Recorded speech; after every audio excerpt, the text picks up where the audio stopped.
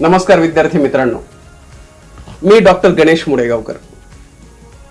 आज आपण पाहणार आहोत सेट आणि नेट या विषयातील पेपर क्रमांक 1 जो अनिवार्य आहे सर्वांसाठी. त्याचा खरं तर आज आपण अभ्यास करणार आहोत. यामधील घटक क्रमांक 8 अर्थात unit number 8 information and communication technology याचा सविस्तरपणे आपण या 4 व्हिडिओच्या माध्यमातून अभ्यास करणार आहोत. Doctor Hana Jagtap sir, doctor K J. Shinde sir आणि डॉक्टर किडगावकर सर यांनी सुविचार प्रकाशन यांच्या सोबतच एक खूप छान पुस्तकाची निर्मिती केलेली आहे. परंतु यासोबतच या सर्व घटकांची ओळख तुम्हाला खरं तर या यूट्यूब चॅनलच्या माध्यमातून आणि या पुस्तकाच्या माध्यमातून होत आहेच. परंतु तरी देखील त्यातील घटक क्रमांक 8 अर्थात युनिट नंबर 8 याची सविस्तर ओळख व्हावी, त्याची पूर्ण माहिती आपल्याला मिळावी म्हणून मी डॉक्टर गणेश मुडेगावकर तुमच्या समोर हे 4 व्हिडिओज सादर करत आहे, आपल्यासाठी ठेवत आहे. माझी खात्री आहे तुम्हाला हे व्हिडिओज नक्कीच आवडतील. चला तर मग पाहूयात unit number 8 information and communication technology. विद्यार्थी मित्रांनो नमस्कार. सेटनेट पेपर 1 युनिट क्रमांक 8 इन्फॉर्मेशन अँड कम्युनिकेशन टेक्नॉलॉजी यातील जो उपघटक आहे sub point number 4 ICT general abbreviations and terminology याचा आज आपण सविस्तरपणे अभ्यास करणार आहोत. विद्यार्थी मित्रांनो, आपण जेव्हा या सब पॉइंट क्रमांक 4 चा विचार करतो तेव्हा बेसिकली इन्फॉर्मेशन अँड कम्युनिकेशन टेक्नॉलॉजीमध्ये जे वापरले जाणारे ॲब्रिव्हिएशन्स आहेत, शॉर्ट फॉर्म्स आहेत, ॲक्रोनिम्स आहेत, याचा या ठिकाणी आपल्याला विचार करायचा आहे. आणि यातल्या काही महत्त्वाच्या टर्म्स आहेत, टर्मिनॉलॉजीज आहेत.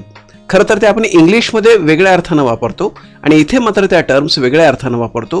हे नक्की काय आहे याचा एकत्रित अभ्यास आपल्याला यामध्ये करायचा आहे. आणि यासोबतच या सब पॉइंट क्रमांक 4 याच्यामध्ये जेव्हा आपण जनरल ॲब्रिव्हिएशन्स आणि टर्मिनॉलॉजी असं म्हणतो तेव्हा त्यामध्ये खरं तर काही सब पॉइंट्स आहेत, त्यांचा देखील विचार आपण करावा लागतो. त्यातील काही मुद्दे तुमच्यासमोर मी ठेवू इच्छितो. Basic computer terms, types of computers according to generation, types of computers according to function and types of computers according to size and configuration. यासोबतच computer hardware, computer software, computer networks आणि फायनली ICT अँड टर्म्स. आणि या काही terms मी तुम्हाला A to Z असे जे आहेत ते या व्हिडिओमध्ये दिलेले आहेत. चला तर मग अभ्यासूयात ICT general abbreviations and terminology. Basic computer terms. जेव्हा आपण बेसिक कम्प्युटर टर्म्स असं म्हणतो तेव्हा सहज आपण एक कम्प्युटरची प्रतिकृती किंवा कम्प्युटरचे चित्र आपल्या डोळ्यासमोर घेऊन येऊयात. मुद्दामून मी तुम्हाला हे पिक्चर तुमच्या समोर ठेवलेलं आहे. पहा की कम्प्युटर जेव्हा म्हणतो तेव्हा त्यातल्या कुठल्या कुठल्या टर्म्स आहेत जे आपल्या डोळ्यासमोर येतात किंवा आपण रेग्युलर त्या वापरत असतो. या आहेत speakers, monitor, CD drive, system unit, printer, hard drive, flash memory, floppy disk जे खरं तर आज आपण वापरत नाही पण माहिती असावं म्हणून, mouse, CD, DVD disks, keyboard, floppy disk ह्या खरं तर आता काळानुरूप त्या लुप्त होत गेल्या परंतु तरी देखील माहिती असणं गरजेचं आहे म्हणून, आणि मायक्रोफोन. यासोबतच प्रिंटरचा आणि मग याच्यासोबतचे CPU असतील, कीबोर्ड असतील आणि यासारख्या बऱ्याच गोष्टी ज्या आता नवीन खरं तर भर पडलेली आहे यांचा देखील आपल्याला काय आहे तो अभ्यास करणं गरजेचं आहे, माहिती असणं गरजेचं आहे. यासोबतच मग आणखीन पहा कशी सिस्टीम आणि त्यातल्या गोष्टी ज्या आहेत त्या वाढत गेलेल्या आहेत. मग motherboard, power supply, sound card, video card, speakers, zip drive, pen drive, काय काय अशा भरपूर गोष्टींचा एकत्रित आपल्याला कम्प्युटरच्या बेसिक टर्म्समध्ये विचार करावा लागतो.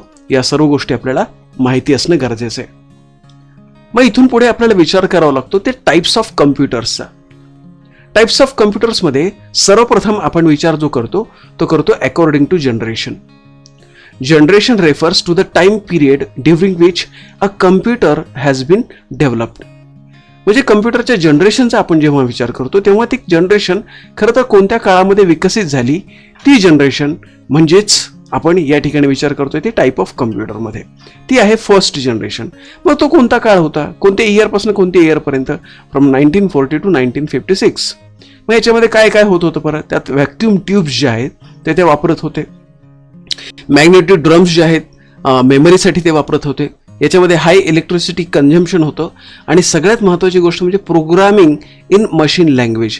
मशीन लँग्वेजमध्ये जे आहे ते त्यांची प्रोग्रामिंग व्हायची. याचे काही एक्झाम्पल्स आहेत पहा, मार्क 1 असेल, ENIAC असेल, असे काही फर्स्ट जनरेशन कम्प्युटर्स होते. त्यानंतर सेकंड जनरेशन. मग सेकंड जनरेशनचे कम्प्युटर्स कोणते होते बरं, तर ते होते 1956 टू 1963. मग याच्यामध्ये ट्रान्झिस्टर्स वापरले जायचे. यातली फर्स्ट ऑपरेटिंग सिस्टीम आणि कोअर मेमरी जी आहे ती यामधूनच डेव्हलप झालेली होती. प्रोग्रामिंग जी होती ती मशीन लँग्वेजमध्येच होती, आणि यासोबतच असेंब्ली लँग्वेज जी आहे ती नुकतीच इंट्रोड्यूस झालेली होती. आणि यामध्ये मॅग्नेटिक टेप्स जे आहेत किंवा डिश जे आहेत ते खरोखर या ठिकाणी वापरत होते. मग याच्यामध्ये जे आहेत ते कोबोल, फोर्ट्रॉन, IBM 1401 आणि मग पुढचे त्यांचे काही व्हर्जन्स जे आहेत ते यामध्ये वापरले जात होते. परंतु त्याचे काही एक्झाम्पल्स मी तुमच्या डोळ्यासमोर ठेवलेली आहेत. मग कुठल्या कुठल्या जनरेशन तुम्हाला दिसत असतील पहा, first generation, second generation, third generation, fourth generation.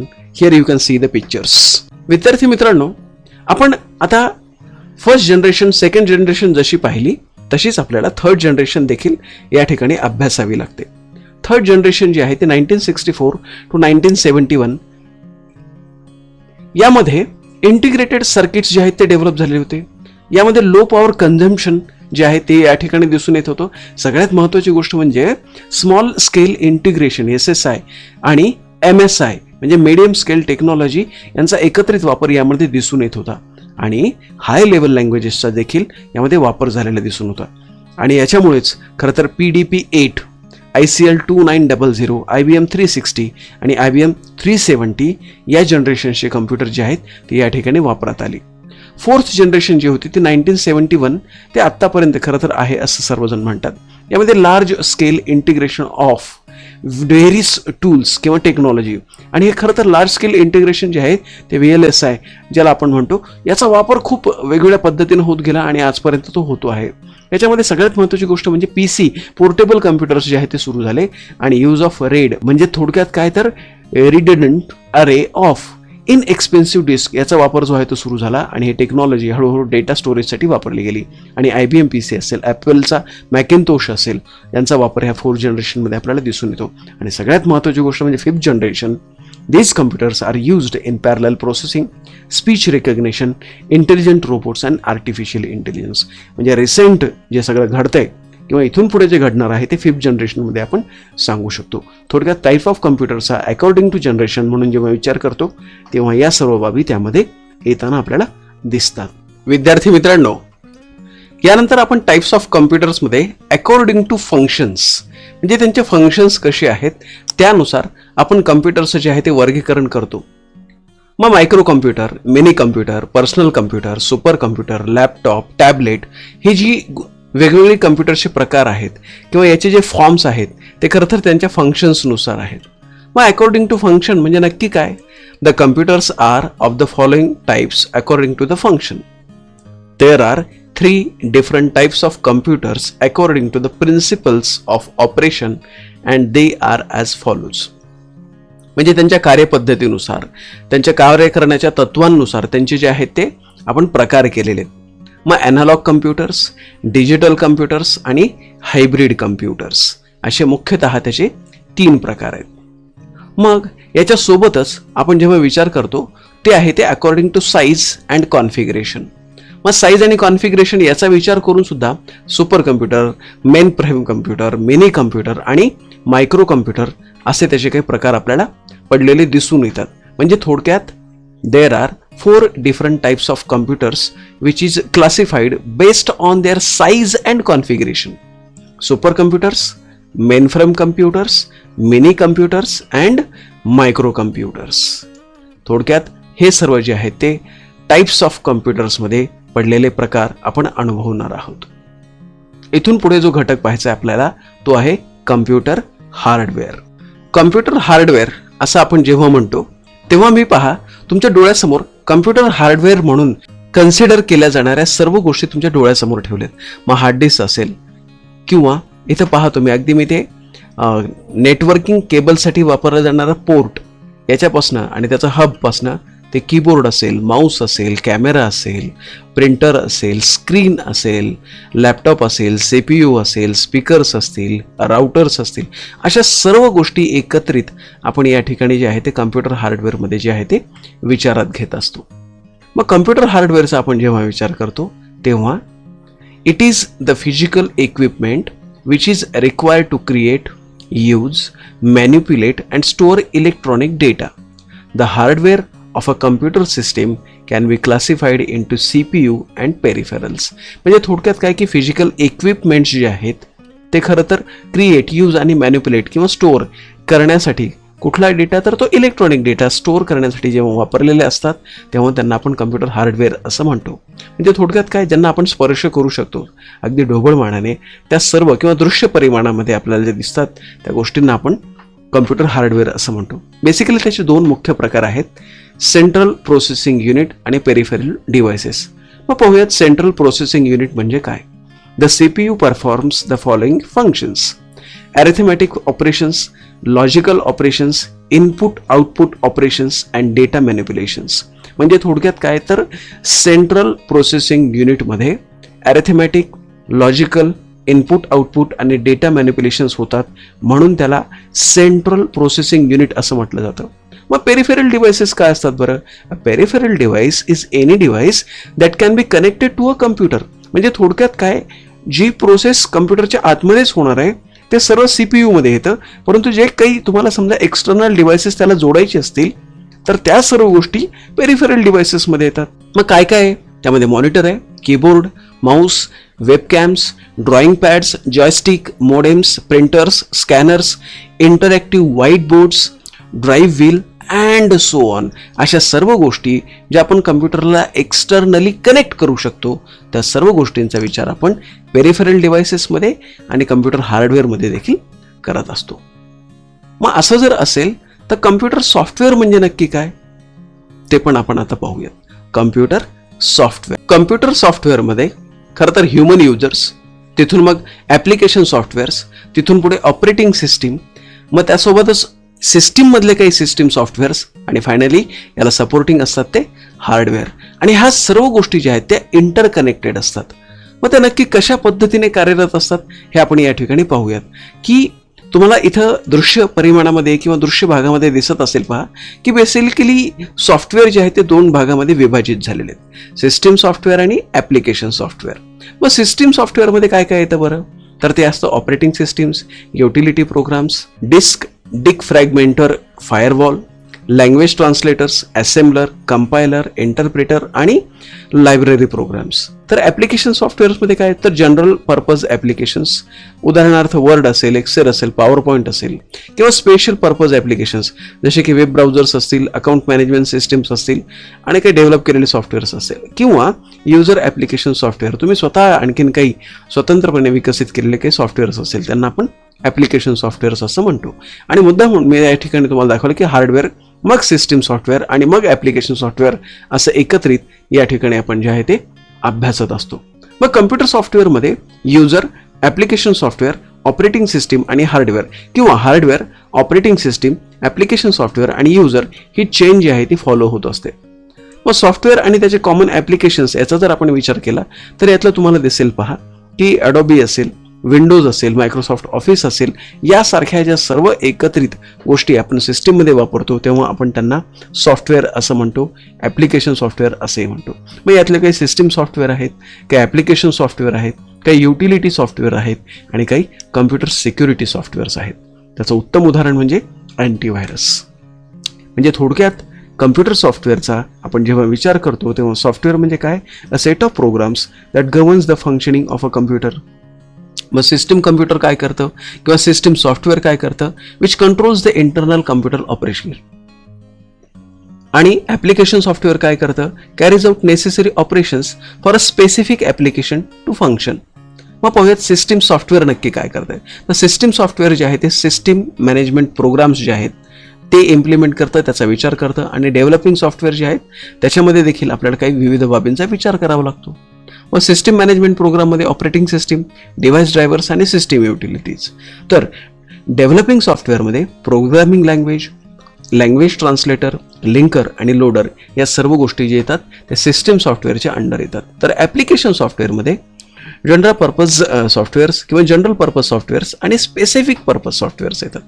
व जनरल पर्पज सॉफ्टवेअर्स कोणते आहेत बरं? Word, Excel, PowerPoint, image editor and so on. तर स्पेसिफिकली तुमचे रिझर्वेशन सिस्टीम असेल, अटेंडन्स सिस्टीम असेल, बिलिंग सिस्टीम असेल, रिपोर्ट कार्ड असेल, आणखीन काय सर्व गोष्टी असतील तर ह्या सर्व कशामध्ये येतात? त्या येतात ॲप्लिकेशन सॉफ्टवेअर. म्हणजे थोडक्यात तुमच्या ही गोष्ट लक्षात आली असेल की आपण सॉफ्टवेअरचा वापर या पद्धतीने करत असतो. पुढचा जो घटक आहे तो आहे कम्प्युटर नेटवर्क्स. मग या कम्प्युटर नेटवर्कचा एकत्रित आपण कशा रीतीने वापर करतो त्याचा देखील अभ्यास आपल्याला आता करायचा आहे. Computer network. कम्प्युटर नेटवर्क्स असं जेव्हा आपण म्हणतो तेव्हा मग broadband, desktop switch, IP telephone, exchange server किंवा ISP इंटरनेट सर्व्हिस प्रोव्हायडर्स अशा बऱ्याच गोष्टी त्यामध्ये आपण विचारात घेत असतो. मग याच्यासोबतच तुम्हाला हे पण दिसेल की इंटरनेट असेल, मग मोडेम असेल, मग त्यातली राउटर किंवा फायरवॉल असेल, तिथून मग स्विच, मग वर्कस्टेशन, मग त्यासोबतच ते कम्प्युटर जेव्हा वायफायला जोडलं जाईल तेव्हा स्मार्टफोन वापरेल ते वायफाय किंवा त्यातून नेट वापरेल, किंवा लॅपटॉप असेल, आयफोन असेल, तुमचे डेस्कटॉप असेल त्यांना पण आपण जोडले जाऊ शकतो. असं सर्व एकत्रित जे नेटवर्क तयार होतं त्यालाच आपण कम्प्युटर नेटवर्क असं म्हणतो. मग हे कम्प्युटर नेटवर्क आणि त्यामध्ये वापरले जाणारे टर्म्स कुठले कुठले नेटवर्क्स आहेत याचा देखील आपल्याला विचार करणं गरजेचं असतं. मग त्यात नेटवर्क असतं, लोकल एरिया नेटवर्क असतं, wide area network, wireless local area network, personal area network, metropolitan area network, याच्यासोबतच campus area network, storage area network, internet, intranet, extranet आणि व्हर्च्युअल प्रायव्हेट नेटवर्क. विविध प्रकारच्या कम्प्युटर नेटवर्कचा आपण खरं तर अभ्यास करणं हे खूप गरजेचं असतं. याच्यासोबतच आपण कम्प्युटर नेटवर्कचा जेव्हा विचार करतो तेव्हा तुमच्या एक गोष्ट लक्षात आली असेल की हे सर्व जग आपण जेव्हा ग्लोबल व्हिलेज झालंय असं म्हणतो तेव्हा आपल्याला या कम्प्युटर नेटवर्कचा वेगळ्या अर्थाने विचार करावा लागतो. यातली प्रत्येक बारीक सारीक गोष्ट जी आहे ते आपण समजून घेणं. आता आपण पाहूयात कम्प्युटर नेटवर्क्स.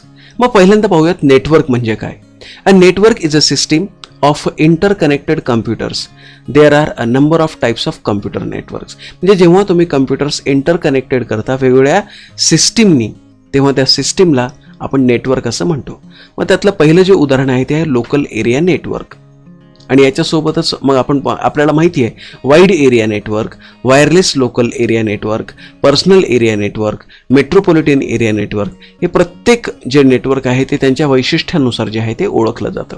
याच्यासोबतच कॅम्पस म्हणजे विदिन कॅम्पस, स्टोरेज एरिया म्हणजे स्टोरेजसाठी वापरलं जातं, इंटरनेट जे आहे ते इंटरनेट जे सर्वांपर्यंत पोहोचवण्यासाठी वापरलं जातं, इंट्रानेट म्हणजे विदिन सिस्टीम किंवा एका लँडपुरतं, एक्स्ट्रानेट म्हणजे खरं तर ही टेक्नॉलॉजी सर्वांसोबत काही तुम्हाला कोलॅबोरेशन करायचं असेल, बिझनेस ट्रान्झॅक्शन असतील तर तेव्हा ते वापरलं जातं.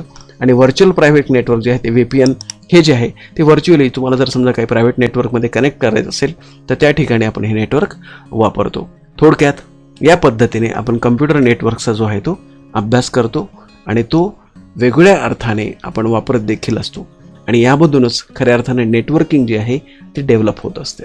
विद्यार्थी मित्रांनो, आता आपण पाहणार आहोत इन्फॉर्मेशन अँड कम्युनिकेशन टेक्नॉलॉजी आणि त्यामध्ये वापरल्या जाणाऱ्या काही terms. A, it is use to describe the documents or files that are not immediately needed but it won't be completely discarded. म्हणजे थोडक्यात काय की एखादी महत्त्वाची फाईल आहे ती तुम्हाला डिलीट पण करायची नाही आहे पण कायमस्वरूपी तुम्हाला ती वापरायची पण नाही आहे. मग एका ठिकाणी ठेवून देण्यासाठी तुम्हाला काहीतरी एक स्पेस क्रिएट करावा लागतो. विशेषतः ईमेलमध्ये हे वापरलं जातं, त्याला आपण काय म्हणतो आर्काइव्ह किंवा आर्चिव्ह असं पण दोन्ही पद्धतीने आपण त्याचा उच्चार करत असतो. B, blog. A blog is an outline diary in which an individual records and publishes his or her thoughts on one or more subjects. म्हणजे थोडक्यात तुम्हाला व्यक्त होण्यासाठीचं ऑनलाईन जे माध्यम आहे ते आहे blog. C stands for cookies. It is a piece of information stored in a user's computer by a web browser when the user visits a website for the first time. किंवा first time तुम्ही एखाद्या वेबसाईटला भेट देता तो जो data आहे तो जर समजा तुम्हाला PC मध्ये सेव्ह करायचा असेल वेब ब्राउझरच्या माध्यमातून त्याला आपण कुकीज असं म्हणतो. D stands for data processing. Data processing is the conversation of data into usable and desired form. म्हणजे थोडक्यात काय, तुम्हाला ज्या पद्धतीने तो डेटा जो आहे तो कन्व्हर्जन त्याचं करायचं आहे ते जे आहे ते डेटा प्रोसेसिंग मध्ये येतं. E stands for extension. In computer jargon, an extension is an operational addition. म्हणजे थोडक्यात काय, एक्सटेन्शन आपण जेव्हा कम्प्युटरचा विचार करतो त्याच्यामध्ये या जार्गॉनमध्ये वेगवेगळ्या पद्धतीने जे आहे ते एक्सटेन्शन्स वापरले जातात. फाईलसाठी पण वेगवेगळे एक्सटेन्शन्स आहेत हे आपल्याला माहितीच आहे. F stands for finger. This command allows the display of the contents of the files that are associated with particular user identifier at a particular internet site. म्हणजे थोडक्यात काय की तुम्हाला जर एखादी गोष्ट व्यवस्थितरित्या तपासून पाहिजे असेल, आयडेंटिफाय करायची असेल तर त्यासाठी फिंगर ही जी कमांड आहे ती वापरली जाते. G stands for GIF. The graphical interchange format is a bitmap image format. जेव्हा 3-4 इमेजेस आपण एकत्रित करतो ते ग्राफिकली जेव्हा ते आपल्या डोळ्यासमोर येतात तेव्हा ते खरं तर फ्लिक करत असतात. फ्लिकर म्हणून आपण त्यांचा बऱ्याच वेळा वापर करतो. अशा जे इमेजेस असतात ते असतात GIF इमेजेस. इथून पुढे जे असतं ते आहे H hypertext. It is the technology that links text in one part of a document with its related text in other part of the document or in other document. म्हणजे थोडक्यात 2 डॉक्युमेंटमधले वेगवेगळे text जेव्हा तुम्ही एकत्रितरित्या जोडता तेव्हा आपण त्यांना हायपर टेक्स्ट असं म्हणतो. इथून पुढचा I स्टँड्स फॉर IRC. मग IRC मध्ये थोडक्यात होतं काय की जेव्हा वेगवेगळे लोक एकत्रितपणे कॉन्व्हर्सेशनसाठी भाग घेतात आणि प्रत्येकाला आपलं कॉन्ट्रीब्युशन स्क्रीनवरती जेव्हा पाहायला मिळतं तेव्हा त्या सिस्टीमला आपण IRC असं देखील म्हणतो. आजकाल JPEG ही जी इमेज आहे, जॉईंट फोटोग्राफिक एक्सपर्ट्स ग्रुप, जेव्हा आपण वापरत असतो म्हणजे प्रत्येक इमेज जी सध्या आहे ती JPEG फॉर्मॅटमध्ये जी आहे ते आपण सेव्ह करत असतो.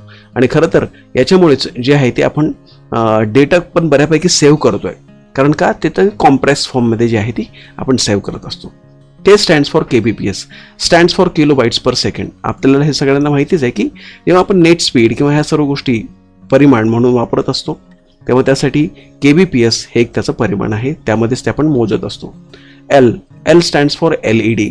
म्हणजे याच्यामध्ये लाईट इमिटिंग डायोड असा पण आपण त्याचा वापर करत असतो. LEDचा वापर नॉर्मली जे आहे ते इलेक्ट्रॉनिक डिव्हायसेसमध्ये आपण करत असतो आणि याच्यामधून जे आहे ते इलेक्ट्रिक करंट जे आहे ते पास होत असताना वेगळ्या पद्धतीचा एक कलर किंवा त्यामधून जी लाईट आहे ती वेगळ्या पद्धतीने आपल्याला मिळत असते.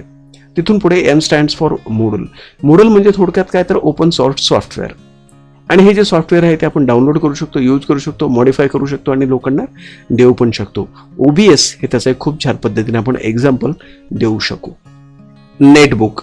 अ netbook is a small lightweight computer that is smaller than a laptop computer with a long battery life and it is ideal for travelling. म्हणजे नेटबुक थोडक्यात काय, आपल्या लॅपटॉपचा हा छोटासा एक काय म्हणू शकतो आपण व्हर्जन म्हणू शकतो किंवा तो कॉम्प्रेस केलेला व्हर्जन, त्याला आपण नेटबुक असं म्हणतो. O stands for optical character recognition. Optical character recognition कुठे वापरतो बरं आपण OCR? तर software is used in conjunction with a scanner to convert the printed text into digital form. तर OCR वापरता कुठे?